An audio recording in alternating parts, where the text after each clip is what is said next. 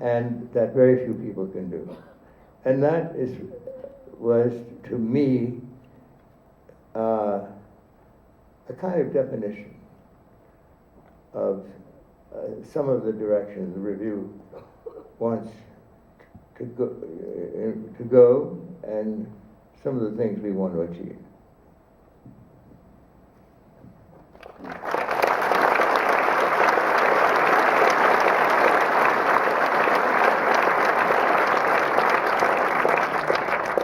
Scorsese, we saw the film, and it's a film about 50 years of American and international history presented via its reflection in a magazine. I mean, that's a huge task. I mean, you are dealing not only with the magazine, you're really dealing with the themes the magazine tackled.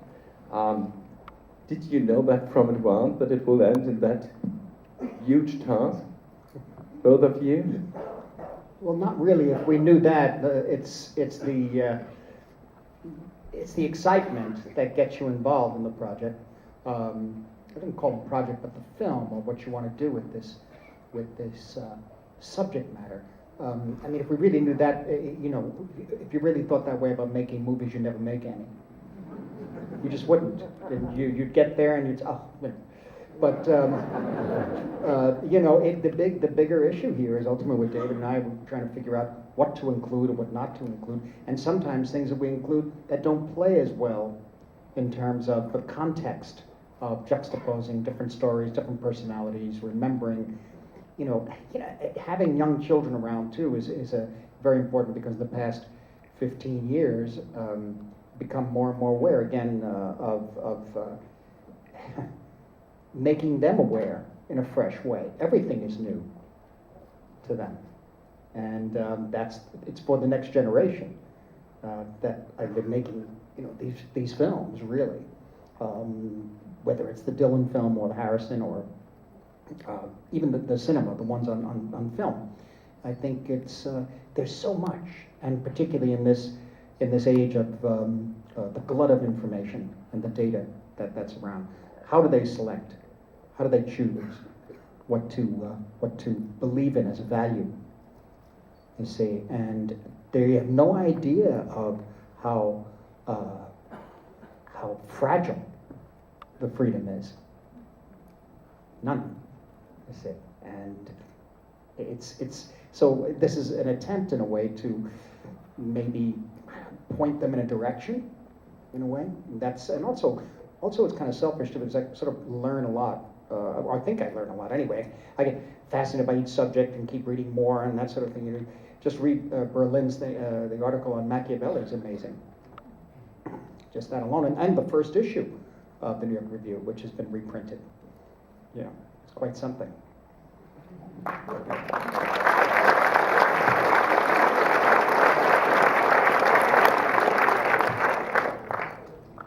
The editing is something which struck me, because I mean it's so fresh. You don't try to begin from the start and end. So you are really taking risks with the editing, in my view. Can you explain what idea is behind that risky editing, David?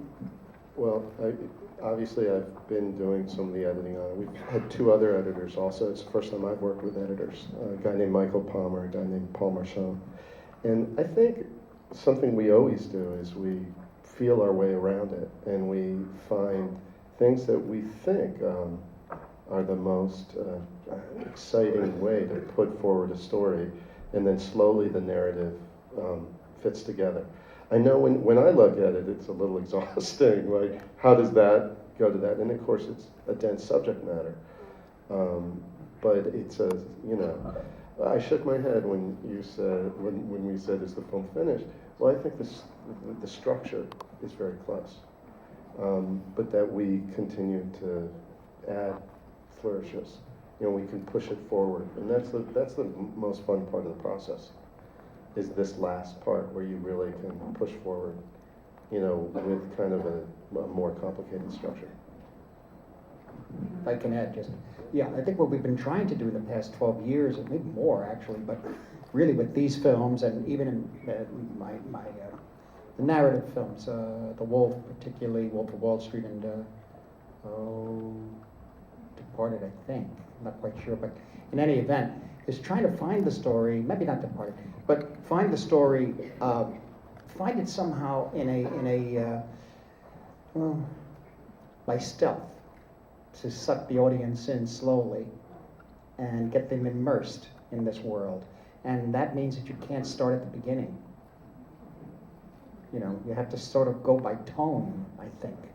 And that also becomes an issue of personalities on screen. Some play better in terms of interviews. There may be a wonderful article, but that isn't playing because the interview personality, all this juxtaposed with another person, the points that were being made, until finally you're in this, as you say, morass of history and literature and thinking. And so it's really finding our way around to tell a story rather than telling a story from beginning to end. It's a way of avoiding just to give a lecture or so. Yes. Yeah.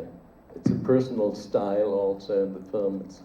I mean, it has to be because it's a movie on a on a magazine which is so proud of the styles of the writers, of the way they present the subject. So a personal attitude is absolutely necessary. You were mentioned twice or three times by your editor. You got the chance to tell us something about the cooperation with this editor. When you submit an article, are you waiting for comments, for write more, like John Didion was asked, there's lacking something? What's the situation for you? Oh yeah, you wait. You're always checking your email, see if Bob has gotten back, and it's a prodigious amount of work in the New York Review office. I just want to say something about the film, which I hadn't seen an inch of it until today.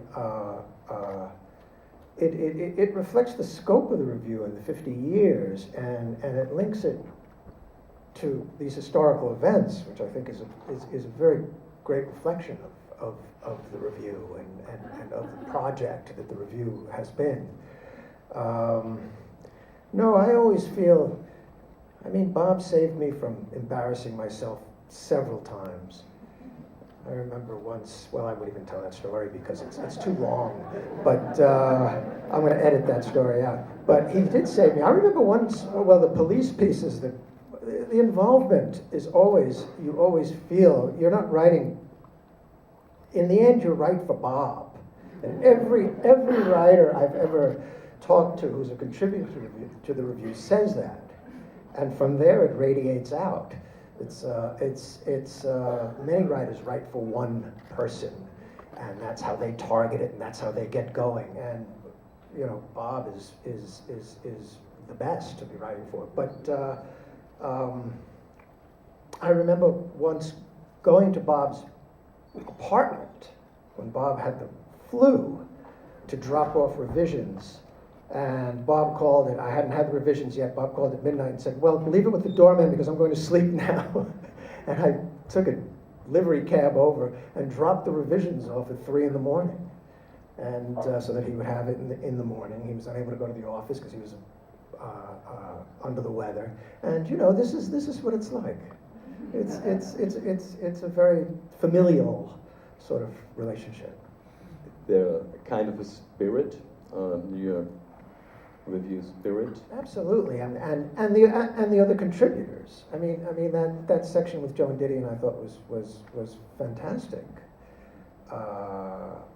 And what she said, and what others have said, is also, I think, a very important aspect of the review, which is that Bob will send you something to review that you've never written about or thought about before. I mean, Keith Thomas talks about this homosexuality in the Middle Ages. I think his expertise is the Spanish Civil War, and